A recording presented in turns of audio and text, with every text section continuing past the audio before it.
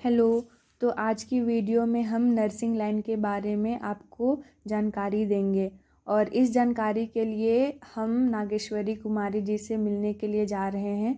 तो उनके थ्रू हम जानने की कोशिश करेंगे कि ये नर्सिंग लाइन होता क्या है और आप अगर इस चीज़ में इंटरेस्टेड है तो इस फील्ड में कैसे आ सकते हैं।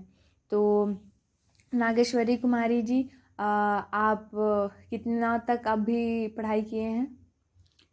मैं बस 12th तक पढ़ाई की हूँ, उसके बाद नर्सिंग लाइन पे आ गई। और आपने हिंदी मीडियम से पढ़ाई की थी या इंग्लिश मीडियम से पढ़ाई की थी? मैंने हिंदी मीडियम से पढ़ाई की है। उसके बाद फिर जीएनएम में एडमिशन लिया। फिर वो सारे पढ़ाई इंग्लिश से थे, लेकिन हम लोगों को हिंदी से भी समझाया जाता था जिससे हम लोग समझ सकते, पर सारे एग्ज़ाम सारे बुक इंग्लिश से ही होते हैं। तो इसमें ये एक अच्छी बात है कि इन्होंने हिंदी मीडियम से ही पढ़ाई की, लेकिन फिर भी ये क्योंकि ये सारा कोर्स इंग्लिश में ही होता है, जो भी बुक्स होती है वो इंग्लिश में ही होती है, बट फिर भी इन्होंने बहुत मेहनत किया इसके लिए, बहुत स्ट्रगल किया और काफ़ी एफर्ट देने के बाद फाइनली ये अपना कोर्स कर पाई। तो जो कोर्स आपने किया था नर्सिंग का, तो वो कितने साल का कोर्स था? मैंने जीएनएम किया हुआ है, इसलिए वो 3.5 ईयर्स का था। और इसमें सिर्फ जीएनएम नहीं है, इसमें अदर्स ऑप्शन भी है, जैसे BSc, NM, lab technician, OT technician, dialysis. बहुत सारे ऑप्शंस है, जो आपको अच्छा लगता है, जिसमें आप इंटरेस्ट हो वो आप कर सकते हो। तो जैसे आपने बताया कि जीएनएम 3.5 ईयर्स का होता है, तो बीएससी नर्सिंग ये सब करते हैं तो वो कितने सालों का होता है? बीएससी 4 साल का होता है और एनएम 2 साल का होता है। बाकी कोर्सेस भी कोई 3 साल 2 साल ऐसे करके होते हैं। सारे पढ़ाई डिप्लोमा कोर्सेस है। तो इसके लिए तो काफ़ी पैसे भी लगते होंगे, तो आपने इतना 3 साल 3.5 साल का पढ़ाई कैसे आपने किया? बहुत सारे पैसे लगते हैं, लेकिन कुछ अमाउंट गवर्नमेंट भी देती है। पर ईयर वो स्कॉलरशिप देती है। और अगर कोई गवर्नमेंट कॉलेजेस है, मेडिकल कॉलेजेस, आप उसमें इंट्रेंस एग्ज़ाम देती हैं, अगर आप उसमें पास कर जाती है तो वो आप फ्री कॉस्ट पे पढ़ाई कर सकती है। आपको स्कॉलरशिप, फुल स्कॉलरशिप मिलती है। ओके। तो इसमें गवर्नमेंट भी सहायता, कुछ बहुत सहायता देती है, तो आप इस पढ़ाई को कर सकते हैं। आप अगर प्राइवेट सेक्टर से भी कर रहे हैं तब भी वो गवर्नमेंट आपको स्कॉलरशिप देती है और आप अपना पढ़ाई कंप्लीट कर सकते हैं। तो चलिए, अच्छी बात है कि प्राइवेट सेक्टर में भी आपको फाइनेंशियल सपोर्ट मिल सकता है, तो ये अच्छी बात है। आपको, आप जब पढ़ाई कर रहे थे तो आपको पढ़ाई में मतलब कैसा डिफ़िकल्टी लेवल होता है?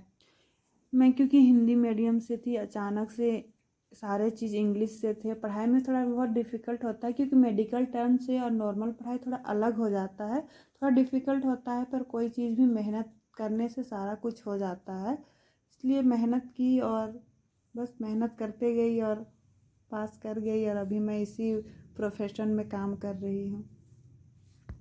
अच्छा, आप इस प्रोफेशन में कितने साल से हैं? अभी मैं 3.5 ईयर्स मेरा होने जा रहा है। मैं तब से कार्डियोकोटी में ही काम करती हूँ, ऑपरेशन थिएटर में, जिसमें हार्ट का ऑपरेशन होता है, मैं उसी में काम करती हूँ। चलिए, बहुत बढ़िया बात है। और आपको ये काम कैसा लगता है जब से आप जुड़ी हैं तो? ये काम एक अपने में ही गर्व की बात है, क्योंकि आप इस काम के थ्रू आप लोगों के दिल तक जा सकते हैं। आप सेवा देते हैं, आप उन लोगों का केयर करते हैं। इस इस प्रोफेशन में लोगों का सेवा करने का मौका मिलता है, जिसके वजह से आप अपने में खुद गर्व महसूस करेंगे। इस प्रोफेशन में आने के बाद आप घर वालों का भी सेवा कर सकते हैं। और इसमें है यह है कि डॉक्टर के साथ रहने का मौका मिलता है, नए नए चीज़ों को सीखने का मौका मिलता है। और जब वो लोग ठीक होके जाने लगते हैं तो वो चीज़ ज़्यादा खुशी देता है, कि जब वो पेशेंट आता है किस तरह से वो जब जाने लगता है, तो जो उसके चेहरे पे खुशी है, उस खुशी को देख के आपको बहुत अच्छा लगेगा। इसलिए इस प्रोफेशन में आपको धैर्य से काम करना पड़ेगा, और ये इससे बहुत ही खुशी मिलती है इस काम पे। तो जैसे आपने बताया कि आप ऑपरेशन थिएटर में काम करती हैं जहाँ पे हार्ट का ऑपरेशन होता है, दिल का ऑपरेशन होता है, तो एक ऑपरेशन में लगभग कितना घंटा लग जाता है? वो पेशेंट के डायग्नोसिस प्रोसीजर के ऊपर डिपेंड करता है। अगर कोई पेशेंट क्रिटिकल नहीं है तो वो पेशेंट जल्दी ऑपरेशन से बाहर आ जाते हैं। कोई पेशेंट क्रिटिकल है, उनका ज़्यादा प्रोसीजर है तो उनका टाइम लगेगा। टाइम का हम कोई भी काउंट नहीं कर सकते टाइम का कि इतना टाइम पे वो बाहर निकल जाएगा। अच्छा, इसमें और जैसे आपने बताया कि अभी आप कार्डियक ओटी में काम करती है, तो और कौन कौन सा एरिया होता है जिसके अंदर कोई अदर लोग भी काम कर सकते हैं? हॉस्पिटल में बहुत सारे डिपार्ट्स होते हैं, तो आपको किसी भी डिपार्ट में काम मिल सकता है। जैसे मैंने जब से ज्वाइनिंग किया है, मुझे मिला है कार्डियक ओटी, तो मैं उसी पे काम कर रही हूँ। हॉस्पिटल में आईसीयू होते हैं, जनरल वार्ड्स होते हैं, बहुत सारे ऐसे वार्ड्स हैं जिसमें आपको काम मिलेंगे। हाँ, तो ये एक अच्छी बात ये है इसकी कि इस प्रोफेशन में सिर्फ आपको एक पोजीशन पे नहीं रहना है, ये हॉस्पिटल के ऊपर डिपेंड करेगा आपका कितना एक्सपीरियंस है उसके जहाँ पे हिसाब। रिक्वायरमेंट है उसी डिपार्ट में आपको काम दिया जाएगा। हाँ, तो इसमें एक के अलावा और भी बहुत सारे एरिया है जिस पे आप काम कर सकती हैं।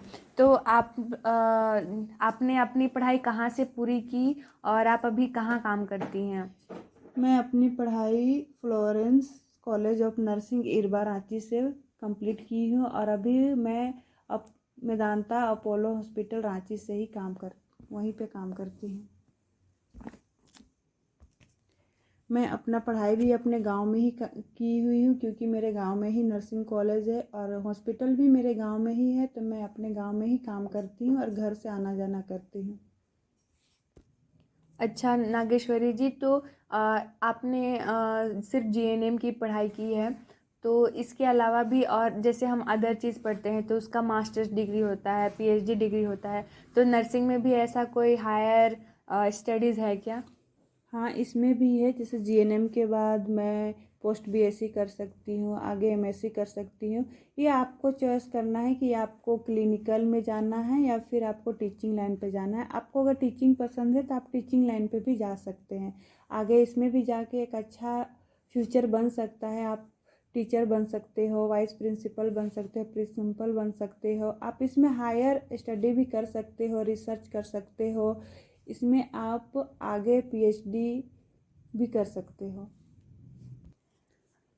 गांव में तो यूजुअली गांव में यूजुअली लड़कियों की शादी कर दी जाती है और ज़्यादा लड़कियां ऐसे गांव में ज़्यादा लोग पढ़ाते भी नहीं हैं और काम भी नहीं करती है, तो आपके गांव में आपके ऑक्यूपेशन को किस तरह लिया जाता है? अभी भी मेरे गांव में या फिर बहुत सारे गांव में ऐसे हैं जो इस नर्सिंग प्रोफेशन को अच्छे नज़र से नहीं देखा जाता है और लड़कियों को इसमें आगे पढ़ाई करने के लिए या फिर आगे बढ़ने के लिए मौका नहीं दिया जाता है। बट मैं चाहती हूँ कि लोग इसे मौका दें और अच्छे नज़रिए से देखें, क्योंकि ये एक सेवा की चीज़ है और इसमें एक सेवा की भावना से काम किया जाता है। तो लोगों को जागरूक होना चाहिए और लड़कियों को पढ़ाना चाहिए। ये एक अच्छा फ्यूचर भी दे सकता है, लड़कियों के लिए सेल्फ डिपेंड बना सकता है और ये जॉब है कि आपको आसानी से कहीं पे भी मिल सकता है, क्योंकि अभी बहुत सारे ऐसे हैं कि हॉस्पिटल बहुत सारे हो गए हैं, पेशेंट्स बढ़ रहे हैं, बीमारियां बढ़ रही है, उसके वजह से आपको स्टाफ भी चाहिए, क्योंकि जैसे बीमारियां बढ़ रही है तो उसको केयर करने के लिए केयर टेकर भी चाहिए। तो लोगों को जागरूक होना चाहिए, आगे पढ़ाना चाहिए। आपका बहुत बहुत धन्यवाद नागेश्वरी जी। आई होप कि आप लोग को इस वीडियो से कुछ मदद